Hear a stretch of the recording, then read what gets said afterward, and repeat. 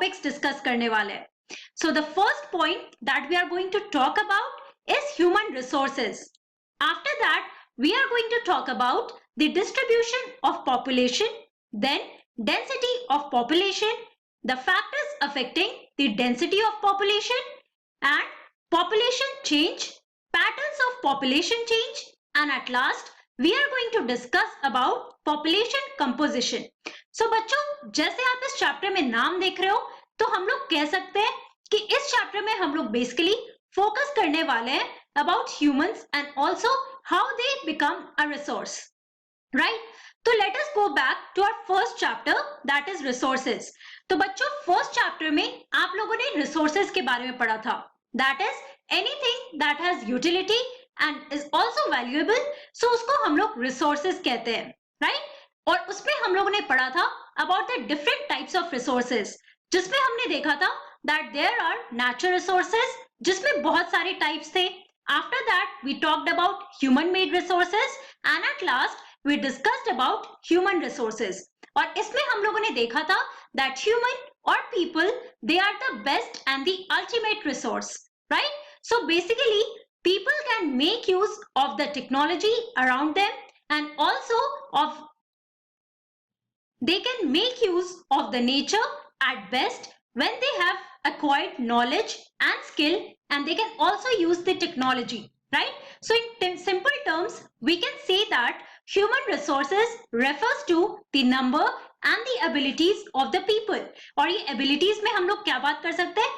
Mental and the physical ability. So बच्चों, हम लोग क्या कह सकते हैं? That people or human, वो अपने अराउंड जो भी टेक्नोलॉजी है, जो भी उन्होंने एजुकेशन एक्वायर किया है, और अगर वो हेल्दी है, so they can become the best and the ultimate resource, right? और इसी के बारे में हम लोग इस पूरे चैप्टर में समझने की कोशिश करेंगे. So let's start our chapter, that is human resources. Now people are nation's greatest resource. तो जैसे मैंने आपको बताया that people or human, they are the best who can make the use of the nature in order to create more resources when they get knowledge, and also they are healthy, and also they can use the available technology, right? So ये सारी चीजें अगर उनके पास है, तो वो बहुत सारे resources खुद ही create कर सकते हैं, and that is why we say that they are the nation's greatest resource. It is people with their demands and abilities that turn them into resources. तो जैसे मैंने आपको बताया that human resources in simple terms, it refers to the number, that is quantity, and also the abilities, that is the mental and the physical abilities of the people. और उसका ही use करके वो लोग अपने आप को एक रिसोर्स में टर्न कर सकते हैं. Hence, human resource is the ultimate resource. और इसीलिए हम लोग human resource को ultimate resource भी कहते हैं. Now, human resources, like other resources, are not equally distributed all over the world. तो बच्चों, जब आप लोग resources के बारे में पढ़ रहे थे, तो उसमें आप लोगों ने natural resources के बारे में पढ़ा था, right? और उसमें भी हम लोगों ने बहुत सारे सब डिविजन्स देखे थे. तो ऐसे बहुत सारे resources है बच्चों, जो पूरे वर्ल्ड में आपको हर जगह मिलेगा, right? और equally distributed भी होगा. लेकिन अगर हम ह्यूमन रिसोर्स की बात कर रहे हैं, तो ये बाकी रिसोर्सेज की तरह नहीं है. और ये डिफरेंट कैसे है? Because they are not equally distributed all over the world. For example, they differ in their educational levels, age and sex. अगर हम डिफरेंट रीजन्स की बात करते हैं, लेट्स से फॉर एग्जाम्पल अगर हम इंडिया की बात कर रहे हैं, तो हो सकता है कुछ लोग बहुत ही ज्यादा हाईली एजुकेटेड हो, कुछ लोग को एजुकेशन ना मिली हो, राइट? सो यहाँ पर आप देखो कि एक अनइक्वल डिस्ट्रीब्यूशन है, राइट? सो यहाँ पर आप देखो that they are differing in their educational levels and also age, कि हो सकता है कुछ यंग एज के लोग हो, कुछ काफी ओल्ड एज के हो, सो ऑब्वियसली वो बहुत ज्यादा प्रोडक्टिव नहीं होंगे. ओके, सो ये डिफरेंशिएशन जो डिफरेंट रीजन्स में होता है बच्चों, इसकी वजह से हम क्या कहते हैं? That human resources, they are not equally distributed all over the world. Their numbers and characteristics also keep changing. अब इनका जो क्वांटिटी है डिफरेंट रीजन्स में, वो भी चेंज करते रहता है. अपार्ट फ्रॉम दैट, जो भी कैरेक्टरिस्टिक्स है वो भी चेंज होते रहते हैं. ओके, और हम इस पूरे चैप्टर में इसी चीज को समझने की कोशिश करते हैं. Now when we are talking about human resource, तो हमारे लिए इंपॉर्टेंट है समझना अबाउट पॉपुलेशन, राइट? कि हर एक रीजन में कितना पॉपुलेशन है, कितने लोग वहां पे रह रहे हैं और कितने एफिशिएंट है वो लोग, so that they can become a good and the ultimate resource there, right? So for that we are going to understand our first subtopic, that is distribution of population.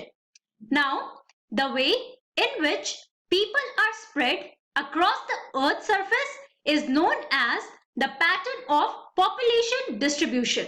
अगर हम लोग distribution of population की बात कर रहे हैं तो इसका मतलब क्या है बच्चों? So it means that जिस तरीके से लोग different region में spread out किए हुए हैं across the earth surface, right? अब यहाँ पर हम लोग इस मैप के थ्रू इस पूरे पॉइंट को समझने की कोशिश कर सकते हैं. सो इस मैप में आप देखो बच्चों, this is the world map, right? और आप डिफरेंट कलर्स यहाँ पर देख रहे हो. अब ये जो हमारा येलो कलर है वो क्या डिनोट कर रहा है? That is denoting the sparsely populated region. अब स्पार्सली पॉपुलेटेड रीजन कहने का क्या मतलब है? इसका मतलब ये है कि इन सारी रीजन्स में बहुत कम लोग रहते हैं, मतलब यहाँ का पॉपुलेशन बहुत ही कम है. अगर हम लोग इस ऑरेंज रीजन की बात करते हैं बच्चों, तो ये ऑरेंज रीजन क्या डिनोट कर रहा है? मॉडरेटली पॉपुलेटेड रीजन, मतलब यहाँ पे लोग रहते हैं, राइट? बहुत ही मॉडरेट पॉपुलेशन है इस पूरे रीजन में. और अगर हम लोग डेंसली पॉपुलेटेड रीजन की बात कर रहे हैं, तो डेंसली पॉपुलेटेड रीजन में आप देख सकते हो कि बहुत सारे लोग रहते हैं, राइट?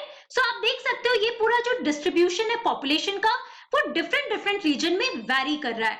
लेट्स से अगर हम यूनाइटेड स्टेट्स की बात करते हैं तो इस पूरे रीजन में आप देख सकते हो कि कुछ रीजन ऐसा है जो डेंसली पॉपुलेटेड है. कहने का क्या मतलब है कि यहाँ पे बहुत सारे लोग रह रहे हैं. कुछ रीजन ऐसा है बच्चों जहाँ पे लोग बहुत कम रहते हैं और कुछ रीजन है जहाँ पे मॉडरेट पॉपुलेशन है, राइट? ना ज्यादा ना कम. Now more than 90% of the world's population lives in about 10% of the land surface. अगर हम पूरे वर्ल्ड पॉपुलेशन की बात करते हैं बच्चों, तो मोर देन 90% से ज्यादा जो हमारा वर्ल्ड पॉपुलेशन है that lives in about 10% of the land surface. तो हमारा जितना भी लैंड सर्फेस है, राइट? ये सारी चीजें आप लोगों ने क्लास 7 में भी पढ़ रखा है about the water and the land surface, है ना? तो जितना भी लैंड सर्फेस है, जितना भी कॉन्टिनेंट्स है हमारे पूरे वर्ल्ड में, सो वहां पे आप देखो कि 10% रीजन में more than 90% of the world's population they are living there. Now the distribution of population in the world is extremely uneven. अब ये पूरे मैप में आप क्या देख सकते हो? ऑब्वियसली जो पॉपुलेशन का डिस्ट्रीब्यूशन है हर एक रीजन में वो काफी अनइवन है. क्या आप कह सकते हो कि हर एक रीजन में इक्वल डिस्ट्रीब्यूशन है पॉपुलेशन का? ऑब्वियसली नॉट, क्योंकि हम हर एक रीजन में देख रहे हैं कि कुछ रीजन ऐसा है जहाँ पे डेंसली पॉपुलेटेड है और कुछ रीजन ऐसा है जो काफी स्पार्सली पॉपुलेटेड है, राइट? तो हर एक रीजन में आप ये कंसिस्टेंसी नहीं देख रहे हो. That is why human resource they are unevenly distributed all over the world. Okay, now some areas are very crowded and some are sparsely populated. So जैसे मैंने आपको अभी बताया कि कुछ रीजन्स ऐसे हैं बच्चों जहां पे बहुत ही ज्यादा डेंस पॉपुलेशन है. कहने का मतलब क्या है कि जितना लैंड है उसमें बहुत ज्यादा लोग रह रहे हैं. और कुछ रीजन ऐसा है कि लैंड तो है बट वहां पे लोग नहीं रहते हैं बिकॉज ऑफ डिफरेंट रीजंस, जिसके बारे में हम लोग आगे पढ़ेंगे. Okay, now let's talk about the crowded areas. So the crowded areas are South and South East Asia, Europe and north eastern North America. अगर हम ये वर्ल्ड मैप को ऑब्जर्व करें तो अब हम देखते हैं कि क्राउडेड रीजन कौन सा है. तो पहला है आपका south and South East Asia. तो ये जो आपका है बच्चों साउथ और साउथ ईस्ट एशिया का जो ये रीजन है that is the crowded region. मतलब यहाँ पे डेंस पॉपुलेशन नहीं तो मॉडरेट पॉपुलेशन है, जैसे आप यहाँ पे कलर से भी समझ सकते हो, है ना? उसके बाद हमारा दूसरा रीजन है यूरोप का. सो बच्चों ये रीजन है यूरोप का, राइट? और अगर हम यूरोप के रीजन की बात करते हैं तो यहाँ पे भी आप देख सकते हो कि मॉडरेट पॉपुलेशन है. Apart from that north eastern North America. So this is the part of north eastern North America, right? तो यहाँ पे भी हम लोग देख सकते हैं कि जो पॉपुलेशन है वो भी मॉडरेट है और कुछ कुछ रीजन में डेंस पॉपुलेशन भी है. Now very few people live in high latitude areas, tropical deserts, high mountains and areas of equatorial forest. अब यहाँ पर आप देखो कि कैसे पॉपुलेशन वैरी कर रहा है डिफरेंट डिफरेंट रीजन्स में। सो अगर हम हाई लैटिट्यूड एरिया की बात करते हैं तो हाई लैटिट्यूड एरिया कौन सा होगा बच्चों? हमारा पोलर रीजन। तो यहाँ पे आप देख सकते हो जो पोलर रीजन का एरिया है और ये जो हमारा येलो कलर्ड रीजन है, तो यहाँ पे आप देखो कि बहुत कम पॉपुलेशन होता है। Apart from that mountainous region या ट्रॉपिकल डेजर्ट्स, तो ट्रॉपिकल डेजर्ट का भी जो रीजन है, अगर हम अफ्रीका की बात कर रहे हैं तो यहाँ पे भी आप देख सकते हो कि काफी कम पॉपुलेशन है। And also areas of equatorial forest, और अगर हम इक्वेटोरियल फॉरेस्ट की बात कर रहे हैं तो सबसे ज्यादा आपको कौन से एरिया में मिलेगा? The region of South America, जिसमें आप लोगों ने अमेज़न के बारे में भी पढ़ा है, right? So these are the region जहां पे बहुत ही स्पार्स पॉपुलेशन है। कहने का क्या मतलब है? बहुत ही कम population. Now many more people live in the north of equator than south of the equator. और यही अगर हम लोग इक्वेटर की बात करते हैं तो इक्वेटर के बारे में भी आप लोगों ने पढ़ा है। Now this is an imaginary line that divides the earth surface into two equal halves, right? So अगर हम इक्वेटर के नॉर्थ की बात कर रहे हैं बच्चों, तो बहुत सारा डेंस पॉपुलेशन आप देखोगे कि इक्वेटर के नॉर्थ रीजन में rather than the south region, right? And almost 3/4 of the world's people live in the two continents, that is Asia and Africa. और हम यहाँ पर देख सकते हैं कि जो हमारा दो कॉन्टिनेंट है, एक एशिया और दूसरा अफ्रीका, तो ये दोनों कॉन्टिनेंट में आप देखो almost 3/4 of the whole population of the world's people, they are living in these two continents. So please go through this map so that you can understand the distribution of population, and we can understand that human resource, it is unevenly distributed all over the world. Also 60% of the world's people stay in just 10 countries, और हमारे world का जो population है उसका 60% majorly 10 countries में। तो यहाँ पे आप देखो distribution of world population that was done in 2005।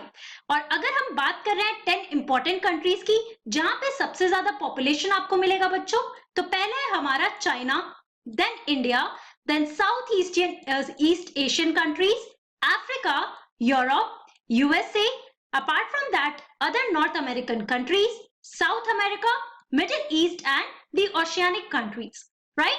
तो ये सारी इंपॉर्टेंट कंट्रीज है बच्चों जहां पे 60% of the world population they stay और live there. All of them have more than 100 million people, और ये सारी कंट्रीज में आप देखोगे कि पॉपुलेशन कितना है? More than 100 million people. Okay, so ये सारे इंपॉर्टेंट पॉइंट्स हैं जो आपको याद रखना होगा। तो बच्चों आज की क्लास में हम लोगों ने क्या पढ़ा? In today's class we discussed about human resources, जिसमें हम लोगों ने ह्यूमन रिसोर्सेज का डेफिनेशन देखा that refers to the number and abilities of people, and we understood that human resource is the ultimate resource, right? फिर हम लोगों ने पढ़ा about the distribution of population. क्यों? क्योंकि हम लोगों ने देखा that human resources unlike the other resources are unevenly distributed, और इसको समझने के लिए हमारे लिए इंपॉर्टेंट था ये समझना कि population all over the world कैसे डिस्ट्रीब्यूटेड है, राइट? तो हमने देखा कुछ रीजन्स ऐसे हैं दैट आर स्पार्सली पॉपुलेटेड, कुछ रीजन ऐसे हैं that are moderately populated, and there are some regions that are densely populated जहां पे बहुत सारे लोग रहते हैं। Okay, so bachcho, that's all for today. In our next class, we are going to learn more about the factors affecting the population distribution and other things related to that. Okay, so thank you very much. Have a nice day.